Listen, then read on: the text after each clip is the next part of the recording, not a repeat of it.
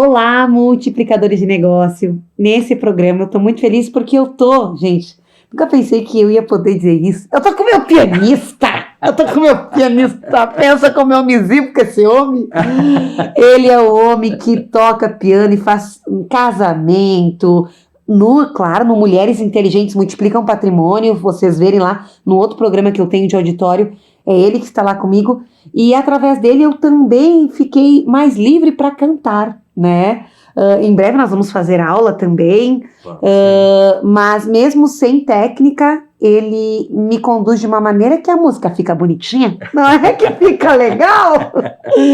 Wagner, eu gostaria que você se apresentasse para os multiplicadores, e hoje nós vamos falar um pouco desse universo da música, né? Sim. Bom, então, primeiro, queria agradecer muito pelo convite, fiquei muito honrado, muito feliz pelo convite de estar aqui. Eu sou Wagner, meu nome é Wagner Duarte Maciel, sou de uma família tradicional, uma família onde fui incentivado desde o início, né, desde muito cedo, fui incentivado na música, né, estudo piano, teclado desde os 7 anos de idade, eu e meu irmão, né, eu sou mais velho, de 3 irmãos, e meu irmão também começou por essa idade também, e tenho a minha formação, então, em música, com pós em regência coral. Trabalho com música, assim, trabalhando só com música aí há em torno de uns 15 anos, mas sempre dei aula, né? Eu dou aula desde os 14, 15 anos de idade, eu dou aula. Então faz aí já quase 30 anos. Dou aula, gente. Uns 20 e poucos anos, né? Uns 26, 27 anos dando aula. Quantos músicos já passaram por você, Wagner? Pois é, essa conta ainda não consegui, mas muitos músicos, muitos mesmo. Graças a Deus eu tenho amigos, né, que hoje são meus parceiros de trabalho, né, que tocam muito bem, tocam profissionalmente, inclusive, em outros lugares, e que fizeram aula comigo. Eu sou muito feliz por isso, sou muito agradecido, assim, por ter feito parte na vida de muita gente. E aí, quando tu traz isso, né, de muitos músicos profissionais que estão aí hoje parceiros de mercado, com que idade seria o ideal, né? Tem uma idade, assim, eu tô em casa, sinto que meu filho tem aptidão para música. Você também ensina crianças? Sim. Né? Tem aptidão para música. Qual que é a idade ideal que eu já posso começar a colocar ele, buscar, né, esse tipo de serviço, né, de ensino? Certo. Olha só, eu sou prof de musicalização infantil, que é uma especialização, né? A musicalização infantil é uma especialização dentro da área da música, né? Quando que se começa a musicalizar a criança? Na barriga. Sério? Sério, a partir do momento que descobre que está grávida, ali começa a musicalização. Como é que eu musicalizo na barriga? Ali com uns 3, 4 meses de idade, a criança, né? Em gestação, ela começa já a amadurecer o ouvido, né? A partir disso, é muito comum a gente assistir nos filmes e ver na internet as mães passando a mão na barriga, né? A grávida passando a mão na barriga, cantando e tal, né? Uma forma instintiva, até assim, uma forma talvez até sem uma forma leiga, sem saber o que está fazendo, mas empírica, uma forma de, né? Exato, uma forma de carinho. Mas a criança está sendo musicalizada ali. Então, quando a mãe dança, né? Quando a mãe ouve, então a criança está sendo musicalizada aí. Então, é muito importante a musicalização, muito importante, porque a música, Miriane, não é só uma questão que é bonito, que é legal, ter essa veia artística, né? Não é só isso. A música é uma das únicas ferramentas no mundo todo que trabalha os dois lados do cérebro, né? A parte cognitiva da emoção e a parte da razão. Ela faz com que essas duas áreas se comuniquem de uma forma muito rápida, quase que instantaneamente juntas. Então, é a única forma que faz com que a gente tenha a questão assim me fugiu a palavra agora. Da sincronia. Essa sincronia, e isso faz com que o meu raciocínio lógico, essa é a palavra, faz com que o meu raciocínio lógico fique mais apurado, fique mais alerta. Então eu vou me dar bem, o músico ele vai se dar bem em matemática, ele vai se dar bem na parte das exatas e na parte do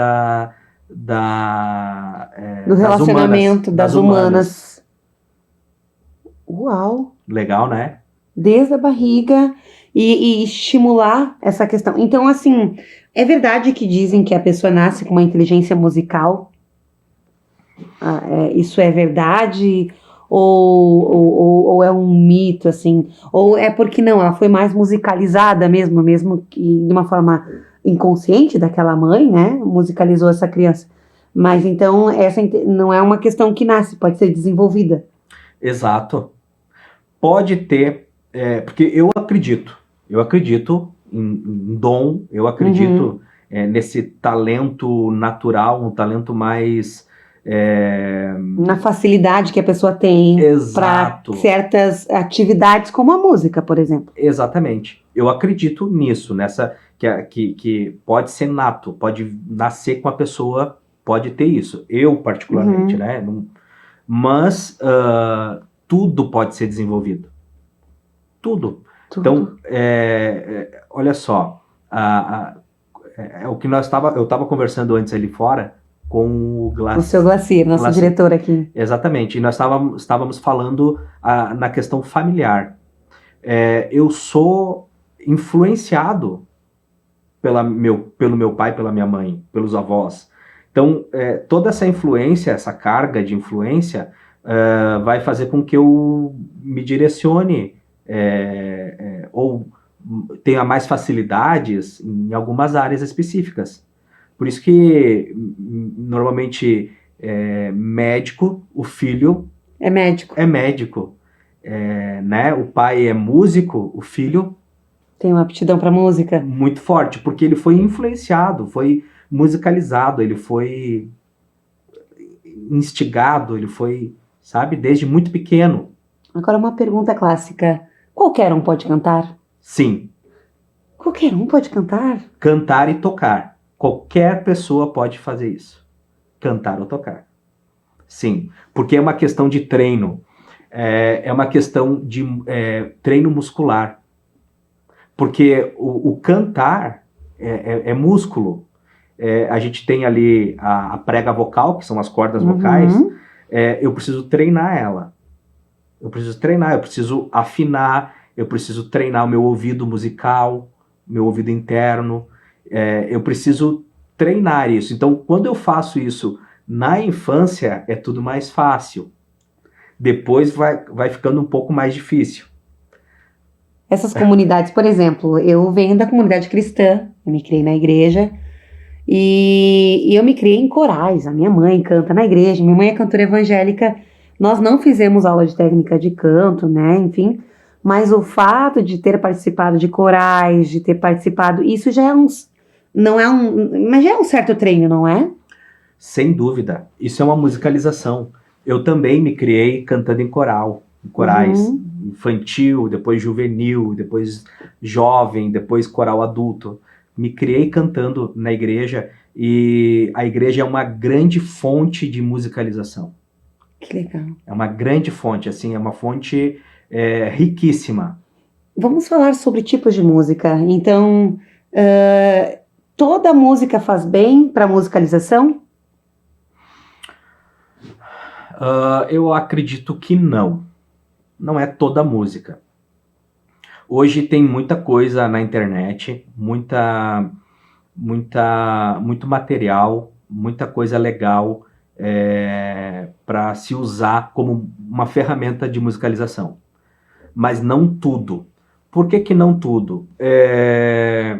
Porque eu acho que a musicalização, eu sempre brinco, eu sempre, quando as pessoas me perguntam, mas é muito fácil dar aula para criança. E a minha resposta é infinitamente mais difícil que adulto. É muito mais difícil dar aula para uma criança do que para um adulto. Porque tem toda uma história, não que para o adulto, não porque o adulto não vá aprender também, não é isso, mas é na questão pedagógica, é na questão que está por trás. O que eu preciso apresentar para a criança? Ferramentas, eu preciso apresentar para ela como que eu vou ensinar uma célula rítmica de andamento quaternário para essa criança sem precisar dizer que é isso. Para um adulto eu chego e explico, olha, hoje nós vamos falar um pouquinho sobre o andamento quaternário, que é um andamento básico da música, né? Tem 3 andamentos básicos, que é o binário, ternário e quaternário. É muito mais fácil eu explicar para um adulto falando um nome teórico, falando um nome específico, do que eu ter que buscar recursos, buscar ferramentas para explicar para uma criança o que é andamento. Ela não vai saber entender. Então, o que eu preciso fazer? Eu preciso de ferramentas, preciso de buscar deixar isso o máximo possível lúdico para que essa criança aprenda. Então, não é qualquer música, não é qualquer site, não é qualquer vídeo do YouTube que vai me ajudar a fazer isso. Então, existe um estudo por trás disso, né? Até posso, de repente, passar alguns vídeos que eu confio. Eu já fiz mais de 40 cursos nessa área, com professores do Brasil e do mundo, inclusive da Suíça, fora, enfim, Venezuela, Estados Unidos. Tem muita ferramenta, tem muitos métodos de ensino de musicalização infantil. Então é bem interessante, Miriane. Existem várias ferramentas. E respondendo a tua pergunta, então, não é qualquer música e também não é qualquer ritmo. Tem que expor, sim, tem que colocar a criança para ouvir isso, mas assim, buscando ferramentas certas. Tá. Mais direcionadas, assim. Não é qualquer coisa. Não é qualquer coisa. Não é qualquer música que é benéfica para aprendizado de música. Que é indicada nessa. Exatamente, porque tem que ser pensado, né? Tem que ser algo trabalhado, tem uma didática por trás. E agora nós vamos para outra pergunta sobre tipos de voz, né? As pessoas, eu fico na dúvida também. Eu sou, digamos, eu não sou uma cantora profissional, eu sou uma pessoa que canta porque tá a fim de cantar com as amigas, né? E acabo cantando com vários amigos. Mas a questão da quem faz da música sua profissão mesmo, né? Existem tipos de vozes. Quais são os tipos de vozes? Dá tempo de nós falarmos sobre os tipos de vozes aqui?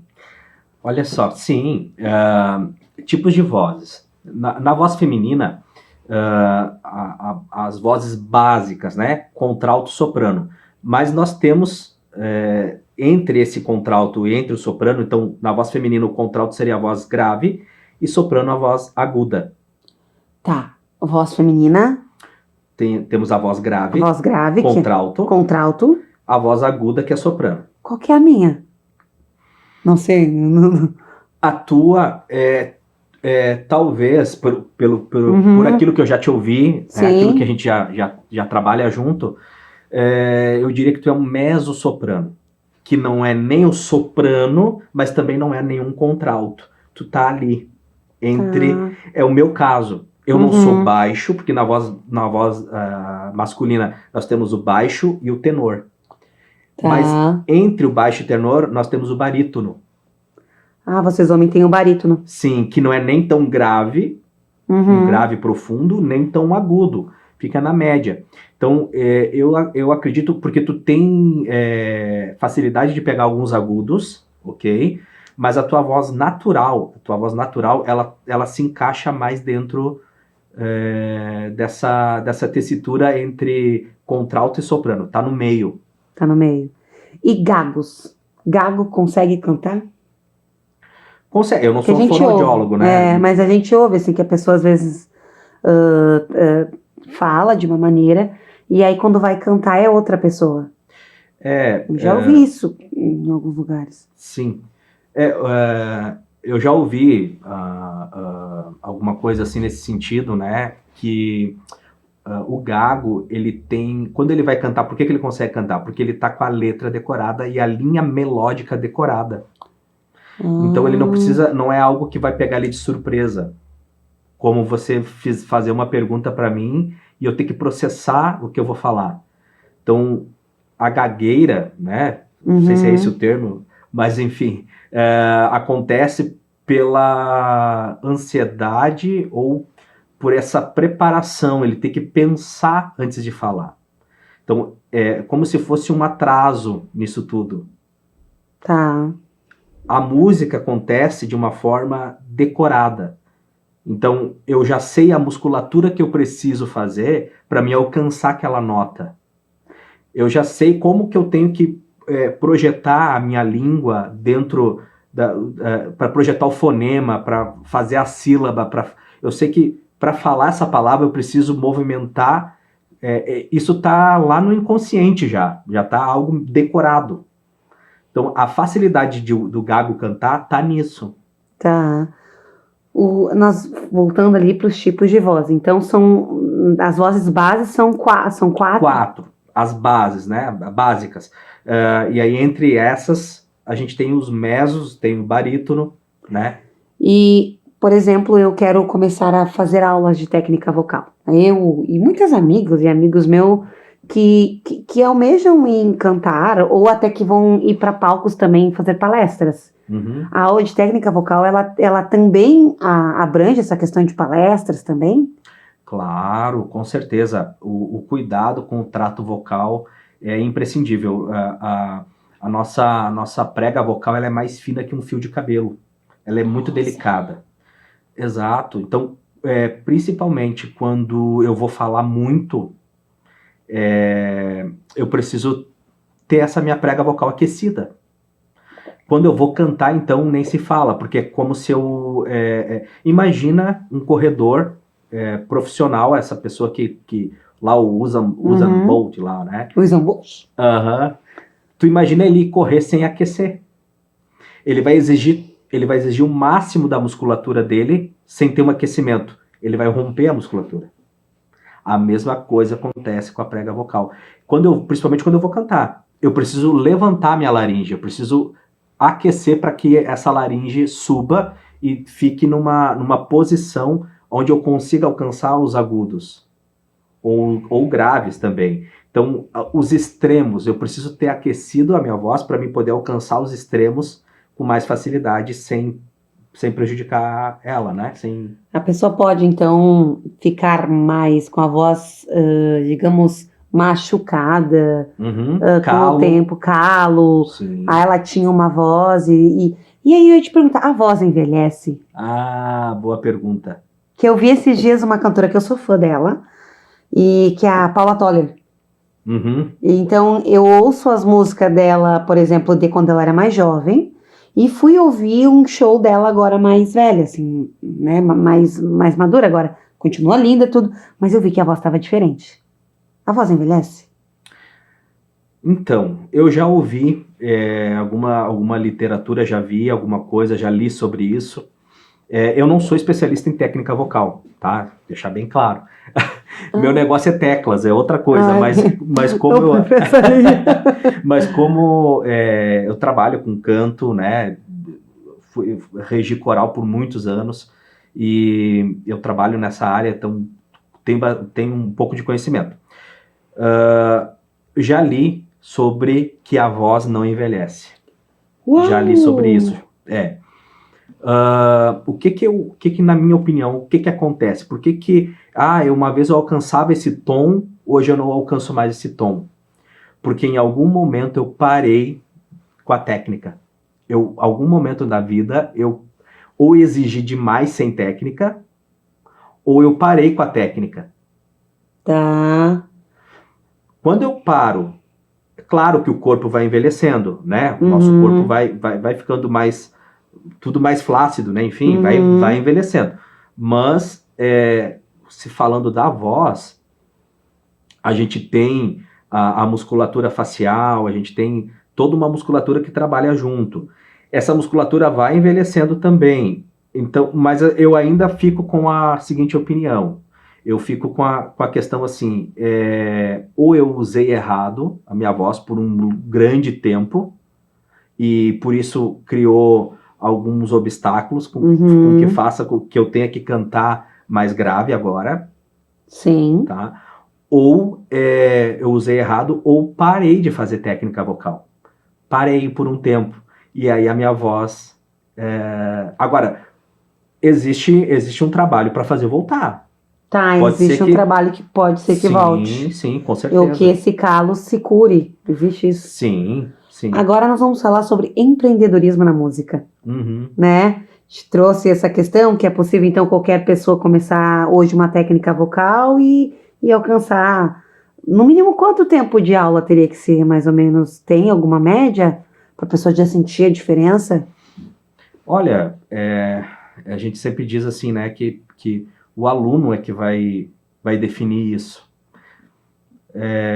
Em poucos meses, tu já consegue fazer muita coisa, assim, tu vai sentir muita diferença em poucos meses. Vai depender de quanto eu vou me dedicar. Multiplicadores, quando eu fizer técnica vocal, não direi nada, mas haverão sinais. Vocês que me acompanham aqui, haverão sinais. Agora vamos falar sobre empreender na música, né? Sim. A gente sabe que a música, o músico é valorizado, o músico não é valorizado.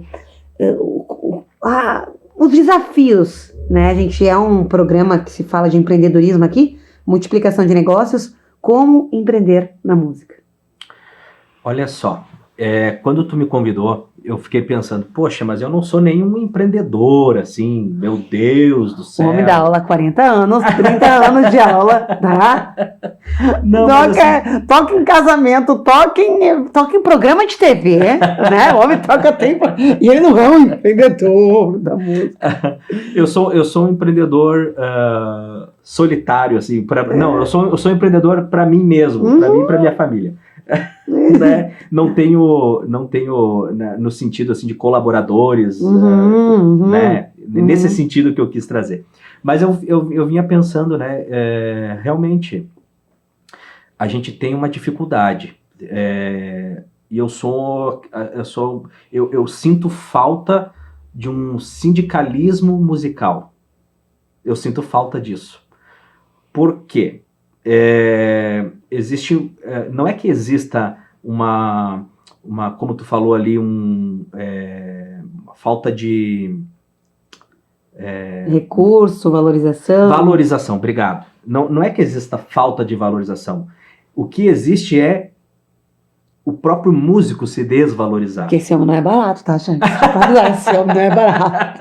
Mas ele vale cada centavo, só pra avisar, entendeu? Esse homem aqui, ele vale muito mais, ele não é barato. Ele sabe o que ele tá falando. Do músico se valorizar. Do músico se valorizar. Eu sinto falta disso, sabe? Por muitos anos, a gente cobrava um valor de cachê para tocar em eventos, formaturas, casamentos, enfim. Ficou quase 10 anos o mesmo valor, Miriane. E todos os músicos que a gente conhece, músicos profissionais, músicos que a gente sabe que são músicos de confiança, que tu sabe que a pessoa vai estudar, a pessoa estuda, a pessoa treina, a pessoa se dedica, né? A gente estava nisso. E eu comecei a questionar, dizer, gente, não dá. Então, você tinha o mesmo profissional cobrando X e o mesmo profissional cobrando Y. É uma falta de comunicação, uma falta de um sindicato Dos músicos. Verdade. nesse sentido, sabe? Acho que isso acontece também no ramo do vídeo também. Eu tenho visto muitas diferenças e não são materiais, são materiais bons, mas que uma produtora é X e outra produtora eu tive nessa mesma linha também. Sim, Isso acontece com os músicos também. muito. Mas existe uma diferença, por exemplo, contratar você, né, Wagner, que é um pianista, quantos anos dando aula? Uns 26, 27 anos. Quantos anos de profissão? 32. Vamos e viemos que 32 anos de profissão tem Não, um valor Desculpa, não, 32 anos tocando. tocando. De profissão. Mas 32 anos tocando, mesmo que não seja, como tu falou, mas 32 anos na área, tem um valor agregado. Sim. É normal que vamos lá, que o seu valor seja diferenciado de quem está começando. Sim. É normal. Sim. Né? Isso, eu acho que existe isso no mercado também, não, da música, diferente do mercado do corretor de imóveis, olha só, nós é 6%, é tabelado. Não importa se o corretor está começando ou se o corretor já é como eu, que tem 16 anos de mercado. A nossa diferença está em quem vende e quem não vende. Uhum. Então, existe para nós uma certa nivelação. Sim. Né? E para os músicos não tem. Não tem. Né? Sabe que esse problema, ele está nas pessoas, está em nós, como músico. Se valorizar. Claro, obviamente, eu não vou comparar um músico já de uma carreira já estabelecida, né, com um músico que está começando agora. Ok, mas e um músico que está no mesmo patamar, que é profissional, já tem anos de experiência, ele precisa se conscientizar, ele precisa ter essa noção, né, de equilibrar as coisas, né, e se valorizar. Óbvio também, uma coisa que a gente tem que colocar em pauta, Miriane, que a gente mora numa cidade onde é um polo metal mecânico. Serra Gaúcha. Metalúrgica. Então, eu sempre também debati, conversei com pessoas, até no meio político, né, alguma coisa de cobrar um incentivo por parte da cidade, uma cidade riquíssima, né, que são as cidades da Serra Gaúcha, como um todo, de uma valorização maior dos músicos, de incentivo, né? A gente não tem mais a orquestra sinfônica, a gente tem, mas não é pago pelas empresas, não é como se tinha até um tempo atrás, né? Então, eu acho que assim que falta muito dessa valorização, né? Desse incentivo, porque ter um instrumento em si, ele não é barato, né? O instrumento em si, manter um instrumento, comprar já é desafiador, por exemplo, para um músico que está começando, ou para aquele início, como tu falou. Uma coisa é incentivo das empresas, outra coisa é a pessoa ter que fazer da onde ela vem por si só, para comprar aquela ferramenta, para começar a ensaiar nela, para começar a sair uma musicalização legal dela. Sim. E manter a ferramenta também deve ter seus custos. Sim, manter é difícil também.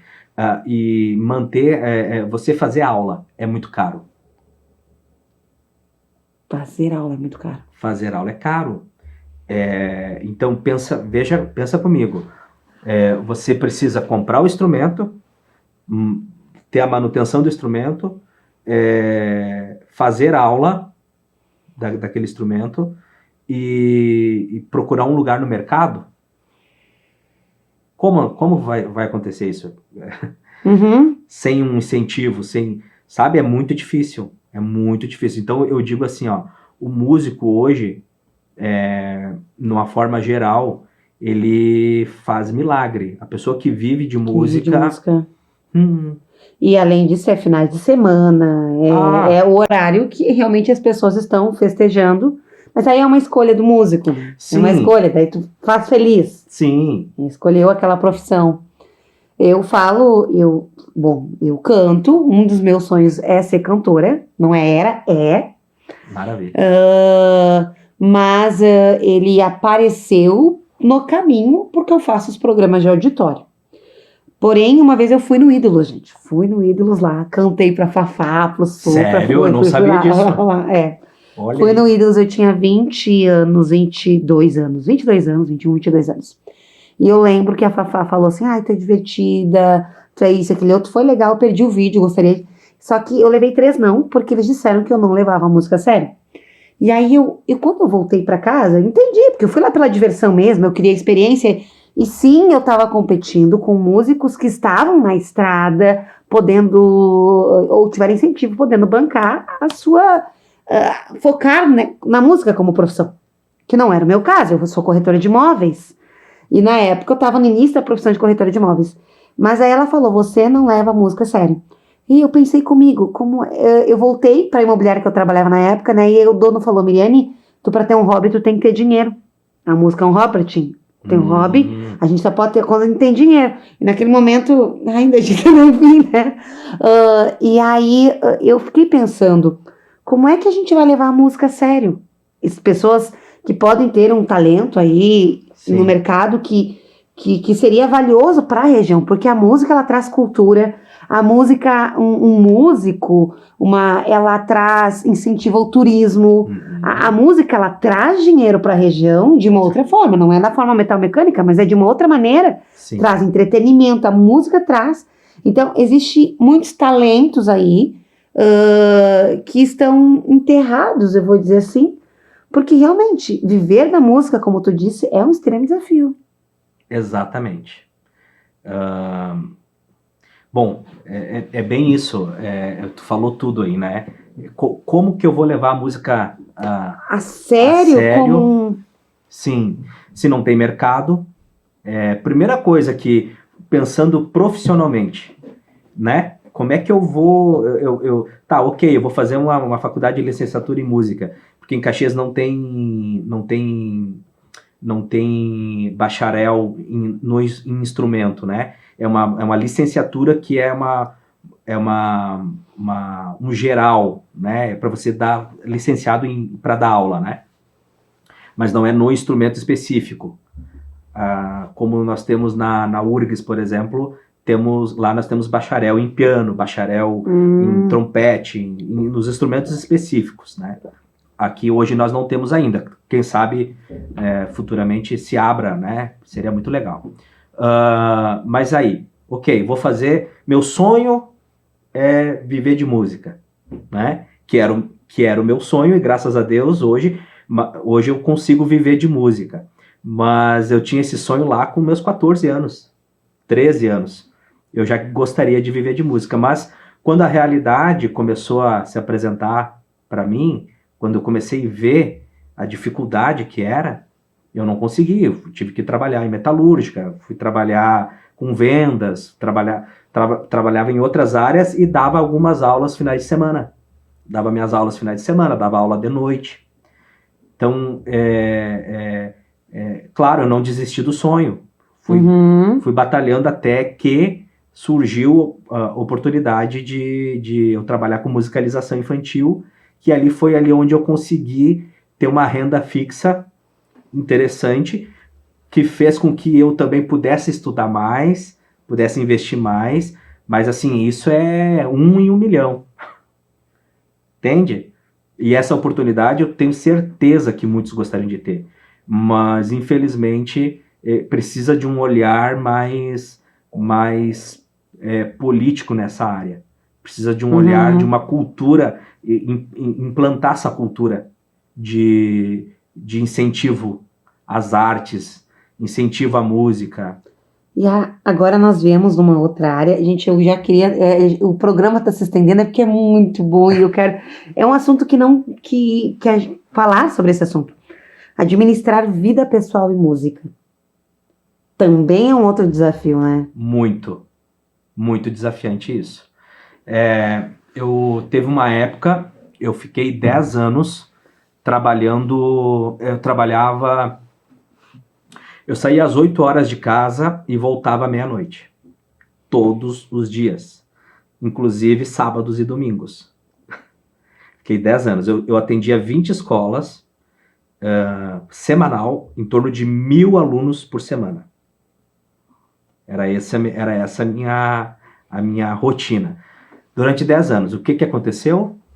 Deu problema. Deu problema. Eu entrei numa crise de ansiedade violenta, tive que, enfim, passei por vários problemas, tive que reduzir tudo, parei com tudo, e foi bem perto da pandemia ali, foi praticamente junto com a pandemia ali, mas eu tive que reaprender, tive que reorganizar a minha vida, né, entender que a minha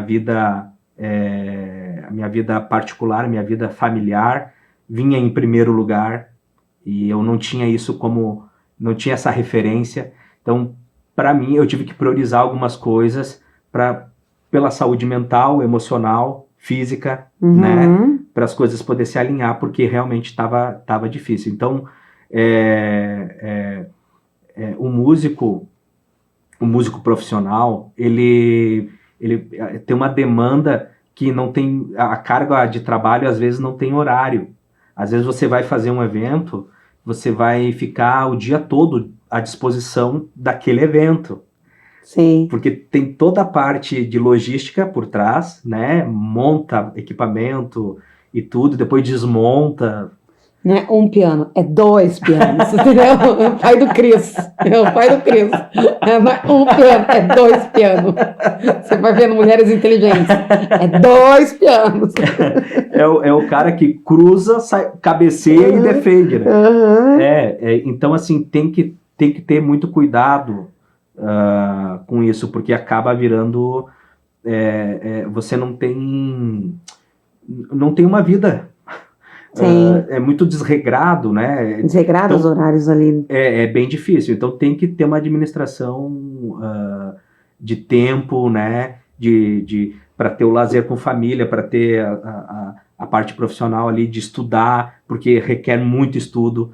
O músico, ao contrário de que, de repente, né, as pessoas pensam, ele é uma pessoa, um músico profissional, né? Que quer estar no mercado, quer estar sempre sendo bem visto no mercado e sempre trabalhando, ele precisa estudar a vida toda. A vida toda. A vida toda. Nunca vai parar de estudar. Uau! Então, a gente começa novinho, criança, comecei lá com 7. Nunca parei. Porque sempre tem música nova, sempre tem repertório novo, sempre tem a música, ela é cíclica, né? É orgânica, ela tá viva, é algo que está sempre se renovando, então precisa estar sempre estudando. Você é piano, nós passamos por aqui por um saxofonista, então também tem essa questão de alguns músicos que trabalham com instrumento de sopro, né? É a questão do ar também, do ar. Olha a pergunta da entrevistadora, mas não do fôlego. Sim. Né? Então, imagina só por quantas horas fica soprando, depois tem que soprar de novo quando vai. Né? E o dedo, agora falando, última pergunta, mas eu estou aproveitando pelas curiosidades. Maravilha. Dá alguma câmbria nas mãos? Sim. Tem algum tipo de exercício para, no teu caso, que é no caso da pessoa que trabalha com música de sopro, é o fôlego, né? Mas você que é com as mãos ali, tem algum exercício para as mãos que vocês fazem também? Interessante, o que eu falei antes do atleta, né? O atleta, ele precisa estar sempre alongando, sempre se preparando para aquela corrida, enfim. A mesma coisa o músico. Sim, tem algumas técnicas que a gente usa. Por exemplo, eu vou falar do piano, né? O piano, ao contrário de que talvez muita gente pensa, a gente não faz força na mão. Não está na mão a força. A gente usa o corpo. Eu sempre faço uma pergunta, né? A gente canta com qual parte do corpo? Com a boca? Não. Não? A gente canta com o corpo. Por quê? Porque tudo tem que estar bem, tudo tem que estar organicamente bem, tem que estar, eu tenho que estar leve, eu tenho que estar tudo funcionando bem para mim poder. Eu chego suado no final do evento quando eu canto. Eu suado nas costas, mas eu tô cantando aqui na boca. Então, porque você vai exigir do teu corpo, tem que estar preparado para aquilo. Então, tocar, principalmente quando vai tocar bastante tempo, né? A gente precisa usar uma técnica chamada de alavanca, que a força vem do braço. Eu deixo cair a força do braço na mão. Então, a minha mão tá leve, mas eu uso essa força que vem do braço e, obviamente, eu preciso estar bem sentado, né? Preciso estar bem posicionado para vir ter essa força vem do corpo para o meu dedo, ele só vai indicar a nota que eu quero tocar. Eu quero tocar essa nota. Então, o meu dedo ele vai indicar, mas a força vai vir do braço e do corpo. Da alavanca. Da alavanca. Isso, a gente usa uma técnica também de circular. A gente faz esse movimento para que essa força venha do corpo. Porque se eu usar a força só da mão, eu vou tocar 5 minutos e vai travar tudo. E aí vai vir a LER, né? Que é lesão por um movimento, esforço repetitivo. Então, eu tive tendinite nos ombros, né? Punho, braço, já fiz fisioterapia, fiz infiltração no ombro, tudo isso. Porque eu usava errado, eu não usava a técnica correta. Então chega um momento que realmente Que sim. o corpo grita. Claro. O corpo grita. A técnica ela é importante pela saúde. Exatamente. Pela saúde do corpo. Nossa, Exatamente. músicos e cabeleireiras, a galera que trabalha com os braços aí tem muito em comum quando se fala aí do cuidado pessoal. Gente, eu vou ter que terminar o programa. Dá vontade de ficar sabendo mais. Que aula. Obrigada. Imagina, Wagner, eu que agradeço, Miriane. Muito bom. Vir aqui multiplicar com a gente o teu conhecimento referente à música. E quem quiser te encontrar para saber como te contratar também, para ter aula, para algum evento, qual que é o teu Instagram? É Wagner com W, Wagner Pianista.